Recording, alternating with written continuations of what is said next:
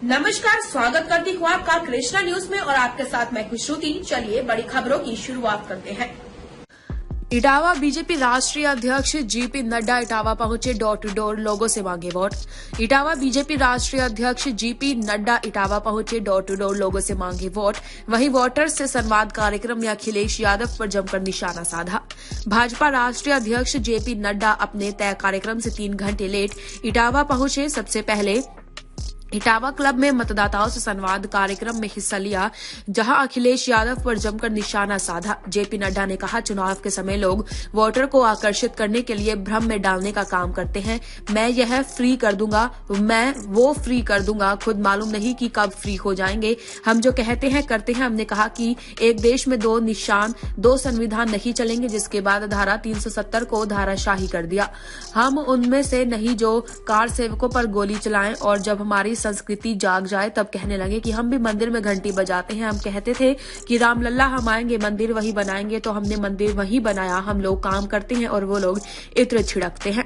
क्या मजबूरी है इस दोस्ती की? क्यों दोस्ती नहीं छूटती? यह दोस्ती छूट भी नहीं सकती और चुनाव में यह आधार बनना चाहिए। कोई ऐसे कैंडिडेट इनके नहीं है जो गलत काम को लेकर जेल के अंदर ना गए हों, लेकिन कैंडिडेट बनाने की इनकी मजबूरी है और यही इनका असल चेहरा है। वह अंदर है और इनको बचाने वाले बाहर है, यही इनके फर्क है। 2013 में अखिलेश जी मुख्यमंत्री थे, तब यूपीपीएससी में एक ही जाति के 129 स्थानों में 27 कैटेगरी में एक ही जाति के लोग भर्ती हुए थे। आजकल कुछ लोग किसान किसान कहते हुए कभी अनाज हाथ में नहीं लिया, आज अनाज मुट्ठी में लेकर चल रहे हैं, किसान के चैंपियन बन रहे हैं।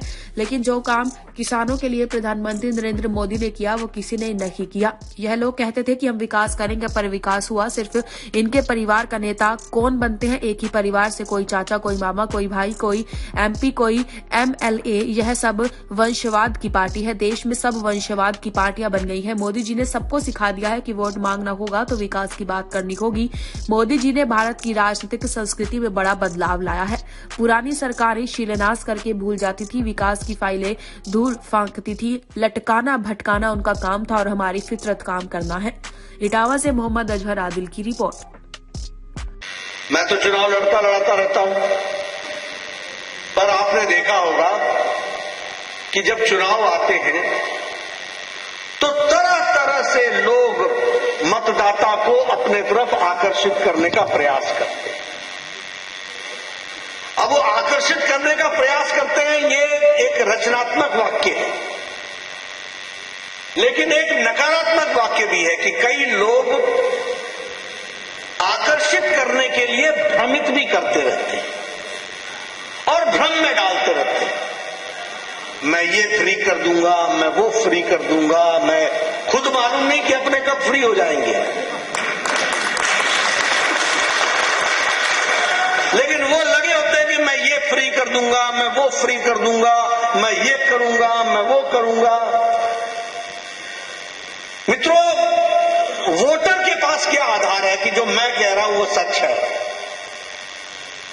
और वोटर के पास क्या आधार है वो कहे कि जो हम कह रहे हैं वो गलत है और वो जो कह रहे हैं वो सच है? और तुमने 90 में ये कहा और 2021वीं शताब्दी में तुमने कुछ और कहा। अगर हमने 1992 में, 52 में कहा और 53 में कहा कि एक देश में 2 निशान 2 विधान 2 संविधान नहीं चलेंगे, तो हमने 6 अगस्त 2019 को धारा 370 को धाराशाही कर दिया। ये हमारा इतिहास है। हम उनमें से नहीं हैं जो कार सेवकों पर गोलियां चलाएं और जब भारत की संस्कृति जाग जाए तो कहे मैं भी घंटी बजाता हूं मंदिर में। हम उनमें से हैं जो उस समय भी कहते थे रामलला हम आएंगे, मंदिर यहीं बनाएंगे, और आज भव्य राम मंदिर बन रहा है। वो बाहर है। जब हम कहते हैं वंशवाद, जब हम कहते हैं क्षेत्रवाद, जब हम कहते हैं जातिवाद, तो कहने के लिए नहीं कह रहे।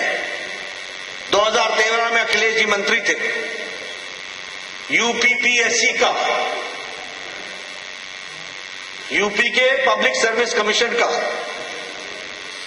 129 स्थानों में 27 कैटेगरी में सिलेक्शन हुआ था। उस सिलेक्शन में 129 एक ही जाति के 186 में एक ही जाति के लोग भर्ती हुए थे। ये क्या था? सपा आए तो कोई किसी एक जाति का प्रभाव, बसपा आए तो किसी एक तरफ जाने की योजना। ये क्या चलता था? सपा बसपा बसपा सपा होता था कि नहीं होता था? किसी विशेष का होता था कि नहीं होता था? करेंगे पर विकास किसका होता है? परिवार का। नेता कौन बनते हैं? एक ही परिवार से, कोई चाचा, कोई भतीजा, कोई भैया, कोई मामा, कोई पापा, ये सब, कोई एमपी, कोई एमएलए, कोई जिला परिषद, कोई, ये सब वंशवाद की पार्टियां हैं, क्षेत्रवाद की पार्टियां हैं। आप बात करो, आप साउथ से उठा करके देख लो, चाहे टीआरएस हो, चाहे वाईएसआर हो, चाहे कोई पार्टी हो, चाहे बीजू पट्टायक की पार्टी हो, चाहे ममता की पार्टी हो, सब परिवार पार्टियां बन गई है।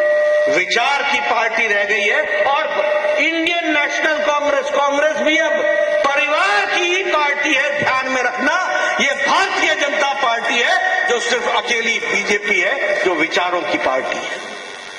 उनका काम है तुष्टीकरण, हमारा काम है सबका साथ, सबका विकास, सबका विश्वास, सबका प्रयास, सबको न्याय मिलेगा, तुष्टीकरण किसी का नहीं होगा। इस बात को ध्यान में रख करके हमको काम में करना।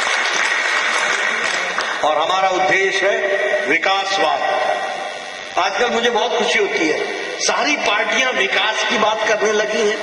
मोदी जी ने सबको सिखा दिया कि भैया वोट मांगना होगा तो विकास की बात करनी पड़ेगी। पर उतारने का काम हमारी सरकार ने किया है। अब ये सरयू नगर प्रोजेक्ट परियोजना थी, प्रधानमंत्री ने आकर के उसका उद्घाटन किया कि नहीं किया?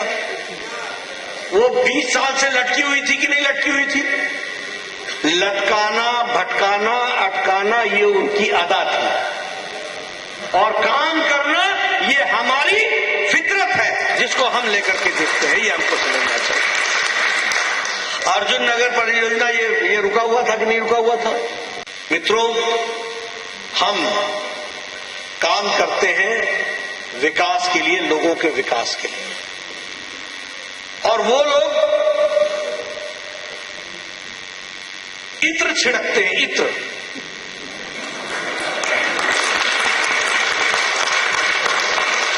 काम की बदबू, अगर गलत काम करोगे तो कितना भी इत्र छिड़कोगे सुगंध नहीं आएगी। याद रखना, इस बात को समझने की जरूरत है। मैं इशारे में ही बात कर रहा हूं, आपने ताली बजाई, आपको खुशी हुई, आपके समझ में आ गया, बहुत बहुत धन्यवाद। कैसी राजनीति लोग करते रहे, किस तरीके की राजनीति लोग करते रहे। आज 2 मंत्री अखिलेश जी के जेल में हैं, 2 मंत्री। कुछ लोग जेल से चुनाव लड़ रहे हैं, कुछ लोग बेल पर चुनाव लड़ रहे हैं। ग्राम पंचायत रूरी कला से ग्राम प्रधान प्रवेश कुमारी एवं ग्राम प्रधान प्रतिनिधि संजीव कुमार गुप्ता अध्यक्ष सहकारी समिति रूरी कला की ओर से समस्त क्षेत्रवासियों, शुभचिंतकों और मित्रों को गणतंत्र दिवस 2022 की हार्दिक शुभकामनाएं। तो अपने आसपास की लेटेस्ट खबरें देखने के लिए हमारे चैनल कृष्णा न्यूज को लाइक एवं सब्सक्राइब अवश्य करें। साथ ही बेल का आइकन दबाएं, जिससे आपको आसपास की सभी न्यूज टाइम पर मिलती रहे। और कमेंट कर हमें अपने सुझाव जरूर दें।